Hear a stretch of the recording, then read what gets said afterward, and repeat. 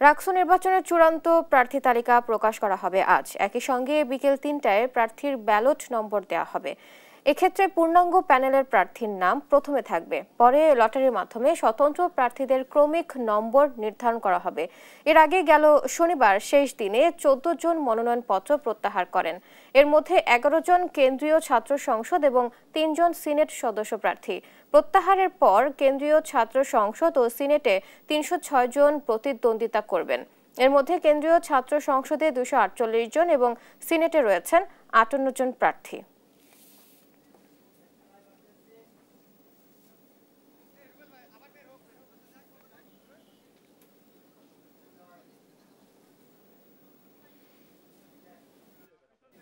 দর্শক, রাজশাহী বিশ্ববিদ্যালয় কেন্দ্রীয় ছাত্র সংসদ রাকসু নির্বাচনের চূড়ান্ত প্রার্থী তালিকা প্রকাশ করা হবে আজ। এই বিষয়ে জানাতে সরাসরি যুক্ত হচ্ছেন সহকর্মী কাজী শাহেদ।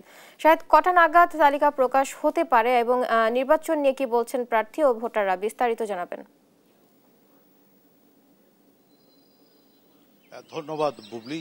ইতিমধ্যে রাজশাহী বিশ্ববিদ্যালয় কেন্দ্রীয় ছাত্র সংসদ, সিনেট এবং হল সংসদের যে নির্বাচন হবে তার যে প্রার্থী তালিকা সেটি কিন্তু চূড়ান্ত হয়ে গেছে। গতকাল যেহেতু প্রার্থী প্রত্যাহারের শেষ দিন ছিল, ৩২০ জন প্রার্থীর মধ্যে ১৪ জন প্রত্যাহার করেছেন। এখন ভোটের যুদ্ধে ৩০৬ জন প্রার্থী মাঠে আছেন।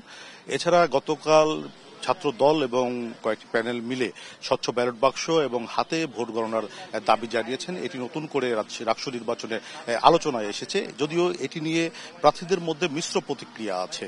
কেউ বলছেন যে এ সময়ে এসে হাতে গণনা নয়, তারা মেশিনের মাধ্যমে গণনা চান। আবার কেউ কেউ বলছেন যে ভোটার তালিকা ছবিসহ এবং স্বচ্ছ ব্যালট বাক্স সেগুলো দাবিও করছেন। আমরা একটু এটি কথা বলতে চাই। এখানে যারা প্রার্থীরা আছেন, গতকালকে আমরা দেখেছি সংবাদ সম্মেলন করে ছাত্রদল এবং একটি প্যানেলের একাধিক প্রার্থীরা বলছেন স্বচ্ছ ব্যালট বাক্স এবং হাতে গণনার দাবি করছেন। আপনিও যেহেতু প্রার্থী, এটিকে কিভাবে দেখেন? আমি একজন স্বতন্ত্র সিনেট পদপ্রার্থী হিসেবে আমি বিষয়টাকে হাতে গোনার বিষয়টাকে আমি আপাতত সাইডে রাখছি, কেননা বর্তমান হচ্ছে প্রযুক্তির যুগ আর মেশিনের মাধ্যমে গোনাটা কার্যকরী, কেননা আমরা জাকসুতে দেখেছি সেখানে একটা প্রতিক্রিয়া। আর স্বচ্ছ ব্যালট বাক্স যেটা, এটাকে আমরা ইতিবাচক হিসেবে দেখছি এবং একজন স্বতন্ত্র প্রার্থী হিসেবে আমি বলতে চাই যে স্বচ্ছ ভোট এবং যদি সম্ভব হয় সেক্ষেত্রে ভোটারদের ছবি তালিকা আকারে প্রকাশ এবং এটা নির্ধারিত সময়ের মধ্যে হতে হবে। আবার এটাকে ইস্যু করে যেন নির্বাচনকে পেছানো বা এইরকম কোনো চেষ্টা না করা হয়। বাদ বাকি যতটুকু আছে সেটাকে আমি মনে করি শিক্ষার্থী বান্ধব এবং ইতিবাচক। ধন্যবাদ আপনাকে।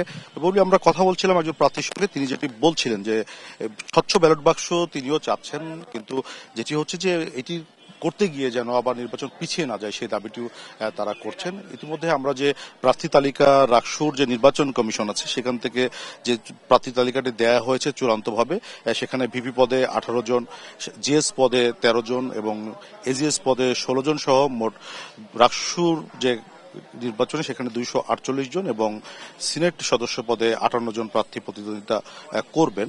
বিকেল 3:30 নাগাদ প্রার্থীদেরকে ব্যালট নম্বর দেওয়া হবে এমনটি জানানো হয়েছিল। যারা পূর্ণাঙ্গ প্যানেল দিয়েছেন তাদেরকে সিরিয়ালি প্যানেল অনুযায়ী ব্যালট নম্বর দেওয়া হবে।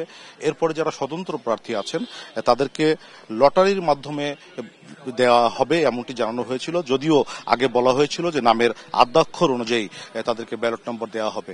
বলা যায় যে আজকে বিকেল 3টার পর থেকে প্রার্থীরা প্রচারণায় পূর্ণভাবে নামতে পারবেন এবং জমজমাট একটা রাকসু নির্বাচনের প্রত্যাশা করছেন সাধারণ শিক্ষার্থীরা।